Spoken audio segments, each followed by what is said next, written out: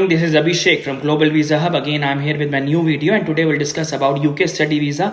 UK study visa से related ये हमारी थर्ड या फोर्थ वीडियो है। आज की वीडियो में हम डिस्कस करेंगे 2023 में कब कब इनटेक है यूके में, कितना फीस स्ट्रक्चर होता है, कौन कौन से कोर्सेज होते हैं, कौन कौन सी यूनिवर्सिटीज़ हैं, IELTS के थ्रू कैसे जा सकते हैं, अगर विदाउट IELTS जाना है तब कैसे जा सकते हैं, कितने % फीस पे करके जानी होती है यूके में, कितनी % वहाँ जाके कर सकते हैं, कैश लेटर क्या आता है, कैश की फुल फॉर्म क्या होती है, वहाँ पे इंश्योरेंस की फ़ीस कितनी होती है, वहाँ पे वीज़ा एम्बेसी की फ़ीस कितनी होती है, वीज़ा एम्बेसी प्रायोरिटी फ़ीस कितनी होती है, कैसे हम वीज़ा अपना बुक करते हैं, कैसे हम अपॉइंटमेंट बुक करते हैं, कौन कौन से डॉक्यूमेंट्स हमें लेके जाने होते हैं, इंटरव्यू होता है कि नहीं होता, स्काइप राउंड में क्या क्या पूछा जाता है और कैसे हम अपना यूके का स्टडी वीज़ा अप्लाई कर सकते हैं। तो इस वीडियो में हम सब कुछ जानेंगे। यूके में सबसे पहले हम बात करेंगे कौन कौन से कोर्सेज रन होते हैं और कौन कौन से इनटेक्स होते हैं। यूके में जो कोर्सेज रन होते हैं वो हॉस्पिटैलिटी है, टूरिज्म है, सप्लाई चेन है, डेटा साइंस है, साइबर सिक्योरिटी है, बिजनेस मैनेजमेंट है और भी काफ़ी कोर्सेज हैं, पर ये 5-6 ऐसे कोर्सेज हैं जिसमें ज़्यादा बच्चे जाते हैं। अब बात करते हैं इनटेक्स की। यूके में इनटेक होता है मई में, जनवरी में एंड सितंबर में। 3 इनटेक्स होते हैं, जनवरी, मई एंड सितंबर। अब बात करते हैं डॉक्यूमेंट्स की। डॉक्यूमेंट्स कौन कौन से यूके में लगते हैं। अगर मैं डॉक्यूमेंट्स की बात करूं यूके में, अगर आप बैचलर्स के लिए जाना चाहते हैं तो आपका 10th, आपका 12th मार्कशीट एंड सर्टिफिकेट, आपकी बैंकिंग, आपका IELTS एटलीस्ट 6 होने चाहिए, आपके 6 बैंड्स होने चाहिए। Each module listening, writing, reading and speaking सब में 6 होने चाहिए आपके। बैंकिंग बहुत मैटर करती है यूके के अंदर। आपका एक मेडिकल होता है, जो मेडिकल भी जो होता है वो भी पैनल के जो हॉस्पिटल्स होते हैं वहीं से आपको कराना होता है। मेडिकल के चार्जेस अप्रॉक्स 4500 से 5500 रहते हैं, जो आपको वहाँ पे जाके कराना होता है। अपना ट्यूबरक्लोसिस का एक मेडिकल लगता है। शो फंड बड़ा मैंडेटरी है। आपके गैप जस्टिफिकेशन बहुत इंपॉर्टेंट है, आपका रिज्यूमे बहुत इंपॉर्टेंट है और आपका PCC police clearance certificate. Resume में आपको मेंशन कराना है कि आपने 10th कब करी थी, 12th कब करी थी। अगर 12th के बाद 1 साल का या 1.5 साल का गैप है वो चल जाता है। इससे ज़्यादा गैप हम सजेशन नहीं देते कि अगर इससे ज़्यादा गैप है तो आप यूके अप्लाई कीजिए। 1.5-2 साल का गैप चल जाता है, पर आपको जस्टिफाई करना है कि उस 1.5-2 साल में आपने क्या किया है और वो आपको अपने रिज्यूम में मेंशन कराना होता है। डॉक्यूमेंट के अलावा, आपके IELTS के अलावा आप LOR आपका चाहिए होता है, लेटर ऑफ रिकमेंडेशन। वो आप वहाँ से ले सकते हैं जहाँ से आपने 12th करी है, आप वहाँ से लेटर ऑफ रिकमेंडेशन ले सकते हैं। स्कूल आपको रिकमेंड कर सकता है कि ये बच्चा आगे स्टडी के लिए पढ़ना जाना चाहता है, तो आप वहाँ से LOR ले सकते हैं। या अगर आपने कहीं पे वर्क किया है, कहीं आपका एम्प्लॉयर कोई है, तो आपका एम्प्लॉयर भी आपको लेटर ऑफ रिकमेंडेशन दे सकता है कि मैं इस बच्चे को जानता हूँ और मैं रिकमेंड करता हूँ कि ये बच्चा आगे स्टडी पे जाए। तो यूके के पूरे प्रोसेस की बात करूं कि कैसे कैसे आप अपना अप्लाई कर सकते हो। सबसे पहले आपके डॉक्यूमेंट, जो मैंने आपको 8 से 10 डॉक्यूमेंट बताए, इनका क्लियर PDF आपका हमारे पास आता है। जैसे हमारे पास आपका क्लियर PDF आता है, हम आपका एक लॉगिन ID और पासवर्ड जनरेट करते हैं उस पर्टिकुलर यूनिवर्सिटी की वेबसाइट पे, like UCL university, Middlesex university, Napier, Edinburgh, university of East London, university of West London, Napier, जितने भी यूनिवर्सिटीज हैं जिनका भी हमारे साथ टाइप है, उनके साथ हम आपका ID और पासवर्ड एक क्रिएट करते हैं, आपका लॉगिन क्रिएट होता है, उसमें हम आपके सारे डॉक्यूमेंट्स अपलोड करते हैं। अपलोड होने के बाद अगर कोई डॉक्यूमेंट की रिक्वायरमेंट होती है तो यूनिवर्सिटी हमें इन्फॉर्म करती है, हम वो डॉक्यूमेंट आपसे लेके कॉलेज को दोबारा या यूनिवर्सिटी को दोबारा सेंड करते हैं। यूनिवर्सिटी अब आपको अनकंडीशनल लेटर या कंडीशनल लेटर देती है। सबसे पहले जो कंडीशनल लेटर आता है, उस कंडीशनल लेटर में लिखा होता है कि आपने ये कंडीशन पूरी करनी है। लाइक अगर आपने IELTS नहीं दिया तो अपना IELTS सबमिट कीजिए, अगर आपने बैंकिंग में या आपने शो फंड में नहीं दिखाया तो अपना शो फंड कीजिए। वो कंडीशन आप जैसे पूरी करते हो, एक अनकंडीशनल लेटर आता है। अनकंडीशनल लेटर पे आपकी पूरी फीस लिखी होती है कि ये आपकी फीस है, आपने ये फीस अपनी यूनिवर्सिटी के अकाउंट में डालनी है। लाइक अगर आपकी 14,000 पाउंड फीस है तो आप कैश लेटर के लिए 70% या 80% या 65%, डिपेंड ऑन देयर रूल्स, आप उतनी फीस उनको ट्रांसफर करते हो। अब कैश लेटर क्या होता है, जो कि सबसे मेजर पार्ट है। कैश लेटर होता है कंफर्मेशन ऑफ स्टूडेंट अकाउंट, कि आपका कंफर्मेशन आ गया है यूनिवर्सिटी की तरफ से और इमिग्रेशन की तरफ से कि आपके सारे डॉक्यूमेंट्स जो थे वो वेरीफाई हो चुके हैं, फीस आपकी पहुंच चुकी है।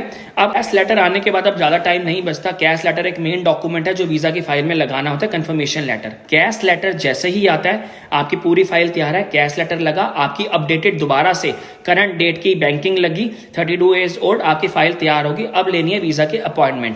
वीज़ा के अपॉइंटमेंट लेने के 2 ऑप्शन होते हैं, या तो आप प्रायोरिटी सर्विस पे ले लो या नॉर्मल ले लो। नॉर्मल जो वीज़ा का खर्चा है एम्बेसी का, वो 36 से 37 हज़ार आता है, 36 to 37,000 रुपीज़। अगर आप नॉर्मल लेते हो 20 दिन में रिजल्ट आ जाता है। लेकिन अगर आपको सुपर प्रायोरिटी भी चाहिए, प्रायोरिटी का खर्चा आता है 25,000 रुपये। ओ डालो और आपको प्रायोरिटी सर्विस मिलेगी VFS से, उसमें 7 दिन 8 दिन में रिजल्ट आ जाएगा, 7 से 8 दिन में रिजल्ट आ जाएगा। एक होती है सुपर प्रायोरिटी, कईयों को 2 दिन में रिजल्ट चाहिए, उसमें 1 लाख के आसपास का खर्चा आता है सिर्फ वीज़ा का, वीज़ा फीस का, एम्बेसी फीस का। इसके अलावा जो खर्चा आता है वो आता है आपके मेडिकल का इंश्योरेंस, मेडिकल इंश्योरेंस का।